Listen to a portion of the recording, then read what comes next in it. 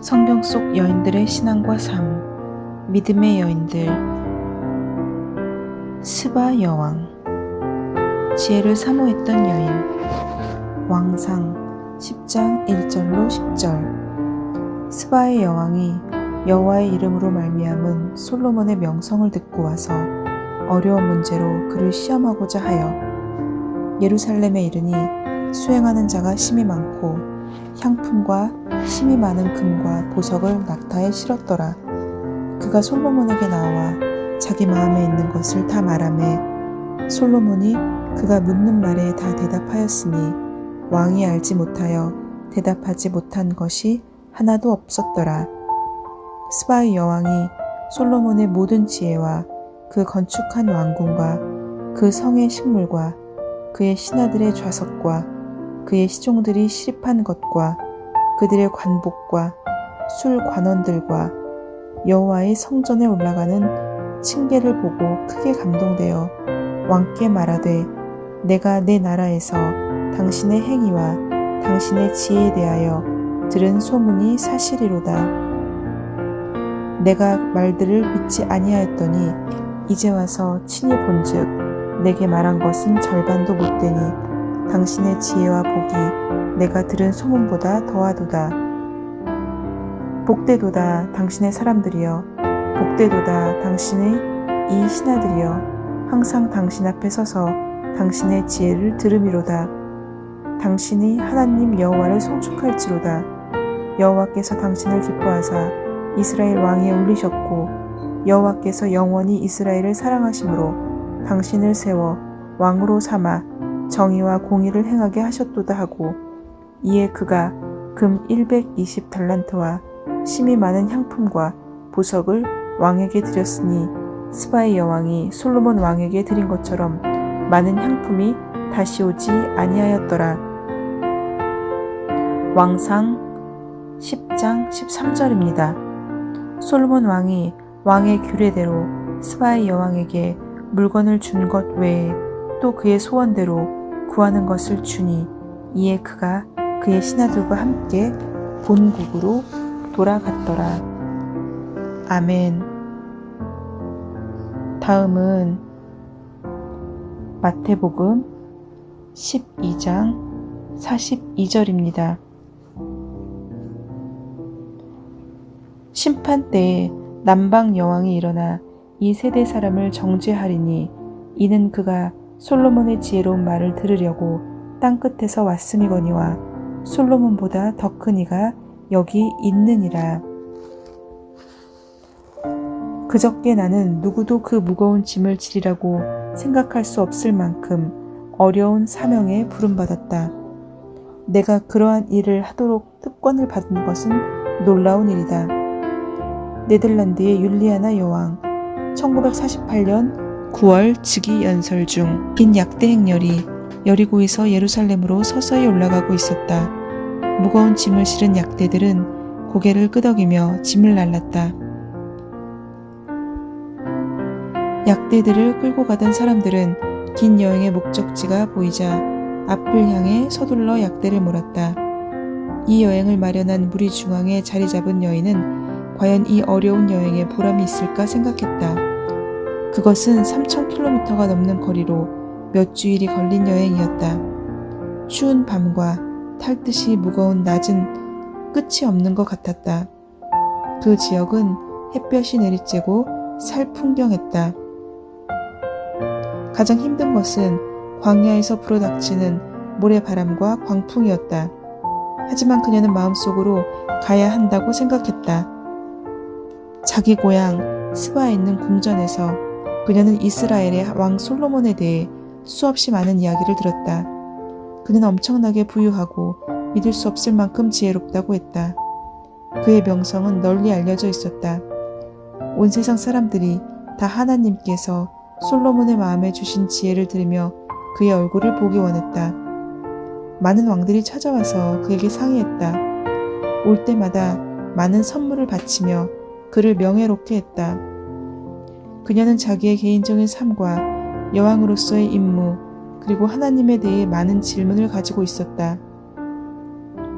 그녀가 솔로몬에 대해 들은 소문 중 특이한 것은 모든 것이 언제나 여호와의 이름과 연관되어 있다는 것이었다. 사람들은 그가 번영한 이유가 이스라엘의 하나님 여호와라고 했다. 그녀는 바다의 신, 땅의 신, 전쟁의 신, 술의 신, 낮의 신, 밤의 신 등 여러 신을 알고 있었다. 그러나 그 신들은 어떤 문제도 해결해 주지 못했다. 여호와라는 그분은 해결해 줄 수 있을까? 우선순위를 정하는 방법으로 보아 그녀가 지혜로운 여인임을 알 수 있다. 지혜로운 그녀는 자신의 지식과 통찰력의 한계를 인정했다. 그녀는 좀 더 알기 원했으며 지혜를 얻기 위해서라면 기꺼이 희생을 치렀다. 그 목적을 달성하기 위해 그녀는 시간과 돈과 노력을 아끼지 않았다. 참된 지혜는 겸손과 긴밀하게 연결된다. 스바 여왕은 자신이 계속 지혜를 추구하고 있으며 자기 상태에 만족하지 않는다는 것을 바깥 세상에 알릴 만큼 겸손했다. 약대가 지나가는 것을 보는 사람 모두가 스바 여왕이 지혜로운 솔로몬에게 의논하러 예루살렘으로 가고 있다는 것을 알았다. 길목을 돌아섰을 때 그녀는 산 꼭대기에 자리 잡은 예루살렘 성을 보았다. 우뚝 솟은 건물 몇 개, 특히 왕의 궁전과 하나님의 성전이 그녀의 시선을 사로잡았다. 그녀 뒤로는 희귀한 향품과 값을 짐작할 수 없는 금과 보석으로 된 값비싼 것을 실은 낙타들이 뚜벅뚜벅 걷고 있었다. 다윗의 10번째 아들이자 밧세바의 둘째 아들인 솔로몬은 이스라엘의 3번째 왕이다.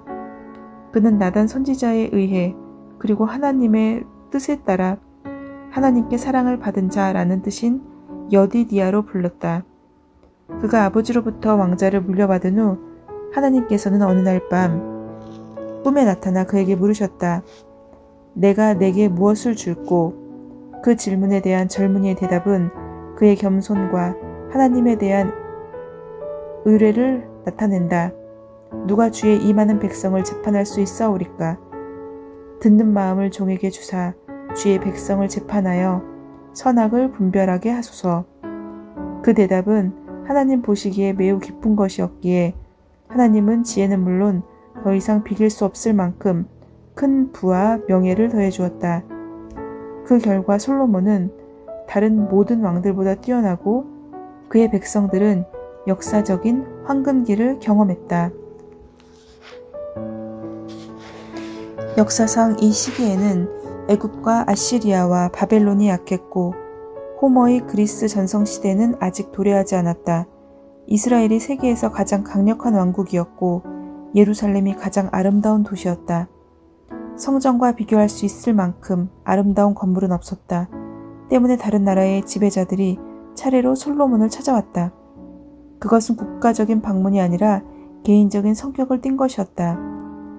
대화는 활기를 띠었다. 여왕은 겸손히 지혜에 대한 열망을 나타내며 솔로몬에게 여러 가지 질문을 했다. 그녀는 솔로몬이 개방적인 사람이라는 것을 발견했다. 그는 정말 무한한 지혜를 가진 것 같았다. 솔로몬도 그녀처럼 지위는 높지만 외로운 지배자였다. 그래서 그는 그녀를 전심으로 이해할 수 있었다.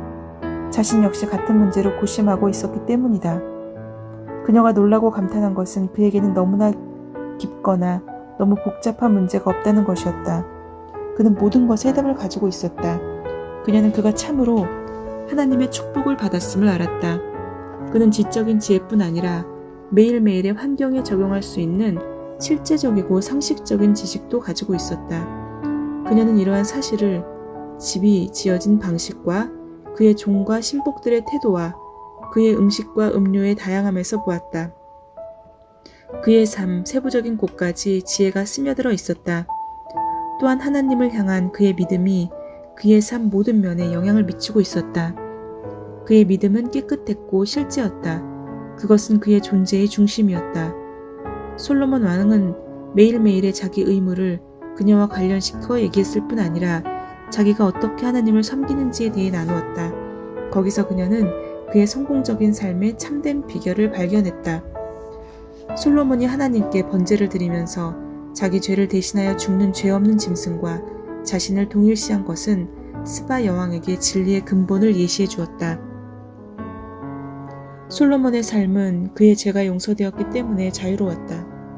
그것은 하나님께서 정해주신 방법에 근거한 것이었다. 죄 없는 피조물이 흘린 피는 죄 있는 사람인 그가 완전한 자유 가운데 살 수 있음을 보증해 주었다. 하나님과 솔로몬의 교제는 그의 모든 지혜와 지식과 번영의 근원이었다. 그녀는 솔로몬의 인생 목표가 지혜를 배우고 가르치는 것이 아니라 하나님을 경외하는 것임을 알게 되었다. 솔로몬은 하나님의 계명을 지켰으며 그야말로 하나님께서 왕을 포함한 모든 사람에게 바라시는 바임을 강조해서 선포했다. 여왕은 감탄을 금치 못하며 할 말을 잊었다. 그녀의 가장 큰 기대가 넘치도록 채워졌다. 그녀는 이렇게 말했다. 그동안 나는 당신의 지혜에 대해 들었던 것을 믿지 않았습니다. 그것은 너무도 전능한 것 같이 보였습니다. 하지만 사실이 소문보다 더 위대합니다. 내가 들은 것은 사실의 반도 못 됩니다. 여왕은 솔로몬 왕을 섬기는 백성들과 그의 권위 아래 있는 신하들을 부러워했다. 그녀는 지혜가 모든 것보다 더 사모할 만한 것임을 인정했다. 가장 두드러진 것은 그녀가 솔로몬은 하나님께서 그의 백성을 잘 다스리도록 백성들에게 주신 사랑의 선물이라고 말한 것이다. 솔로몬 왕과의 만남으로 그녀는 정신적, 물질적으로 풍성해졌다. 왕은 인자하게도 그의 광대한 지혜뿐 아니라 그녀가 가지고 온 값진 선물을 능가하는 붓까지 그녀와 나누었다. 그녀가 받은 선물 중 가장 값진 것은 금전으로 계산할 수 없는 것이었다. 그것은 바로 참된 지혜의 근원이신 하나님에 대한 지식이었기 때문이다. 이 일로 스바 여왕은 역사를 만든 여인이 되었다. 예수 그리스도께서도 그녀를 예로 인용하셨다. 예수님께서는 그녀가 솔로몬의 지혜를 듣기 위해 어떤 대가나 어려움도 아끼지 않았음을 칭찬하셨다. 그러한 행동으로 그녀는 지혜를 진지하게 받아들이지 않는 사람들을 경계했다. 그녀는 하나님에 대한 지식을 중요하게 여겨서 좀 더 자세히 조사해보는 빛나는 본보기를 남겼다. 또한 자기보다 더 지혜로운 사람으로부터 배울 기회를 받아들임으로 그녀의 깊은 통찰력을 증명했다. 그녀는 솔로몬이 지혜로운 사람이라는 소문에 그저 귀만 기울이지 않았다. 그 지혜의 근원이 무엇인지 발견하기 위한 모든 일을 했다. 그녀가 그토록 풍부해진 것은 지식뿐이었을까? 그것이 그녀가 만족한 유일한 것이었을까? 아니면 그녀의 믿음은 지혜의 근원이신 하나님, 솔로몬과도 비교할 수 없는 하나님께로 행했을까? 가장 위대한 지혜는 머리가 아니라 믿음에서 나온다. 그러한 사람의 소망은 끊어지지 않을 것이다. 여왕은 정말로 지혜로웠을까? 그녀는 솔로몬이 자기에게 한 말을 모두 이해했을까? 솔로몬에게서 본 지혜를 적용했을까? 그녀의 마음도 변화되었을까? 계획했던 목표를 완전하게 달성했을까? 만약 하나님을 발견하지 못했다면 그녀의 추구는 실패한 것이다. 그렇다면 그녀는 완전한 본보기가 아니라 비극적인 존재가 된다. 성경은 그 질문에 직접적으로 대답하지 않는다. 그러나 예수님께서 그녀를 예수님 당시의 바리새인과 서기관들에게 본보기로 사용하시며 그녀를 유대인보다 높이신 것에서 그 답을 발견할 수 있다. 그것이 바로 그녀가 교훈을 배웠다는 증거 아닐까? 스바 여왕은 지혜를 얻기 위해 어떤 대가나 어려움도 아끼지 않았던 여인이다. 아멘.